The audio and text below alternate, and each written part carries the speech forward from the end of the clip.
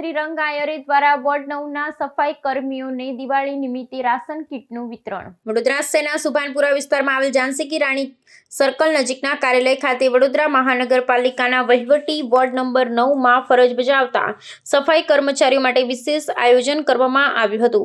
દીપાવલીના પવિત્ર તહેવારની ઉજવણીના ભાગરૂપે આ સફાઈ કર્મીઓ માટે રાશન કીટનું વિતરણ કરવાનો કાર્યક્રમ યોજાયો હતો.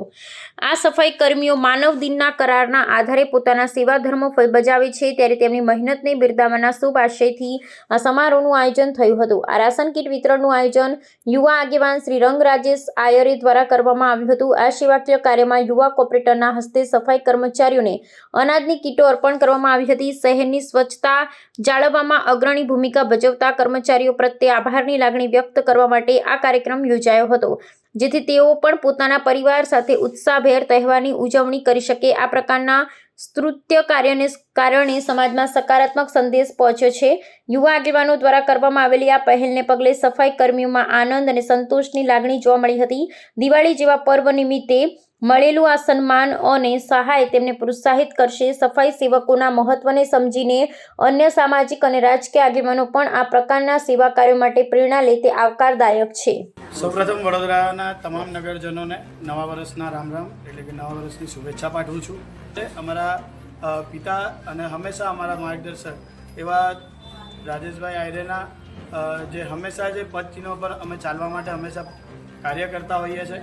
એવી જ રીતે દિવાળી બાદ જ્યારે પ્રથમ કાર્ય જે અમારા માધ્યમથી કરવામાં આવ્યું છે કે અમારા વોર્ડ નંબર 9ની અંદર આવેલા જે તમામ જે કર્મચારીઓ છે કે જે માનવ દિન પણ કાર્ય કરે છે અને હંમેશા વોર્ડ નંબર 9ને સ્વચ્છ રાખવા માટેના જે પ્રયત્ન કરે છે એવા જે કર્મચારીઓ છે તેમને આજના દિવસે દિવાળી નિમિત્તે તેમને અનાજની કીટનું વિતરણ આજે કરવામાં આવ્યું છે.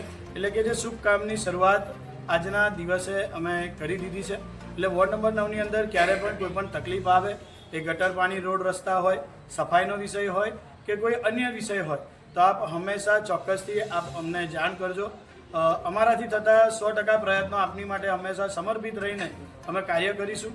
અને એવી જ રીતે આજના દિવસે કાર્યની સબ શરૂઆત લાભ પાંચમના દિવસે અને મુહૂર્તની અંદર એવી જ રીતે કરવામાં આવી છે. તો આજના દિવસે આવેલા તમામ જે અમારા કર્મચારીઓ, જે માતાઓ છે, બહેનો છે, તેમજ વડીલ ભાઈઓ છે જે આજના દિવસે આવ્યા છે, તે લોકોનો પણ અમે ખૂબ ખૂબ આભાર માનીએ છીએ. તેમને અનાજની કીટ અને દિવાળીની મીઠાઈ આપીને તેમને શુભેચ્છા પાઠવીને આવનારું આ નવું વર્ષ શુભમય મંગલમય બન્યું રહે એવી જ પ્રભુ ચરણોમાં પ્રાર્થના કરી છે.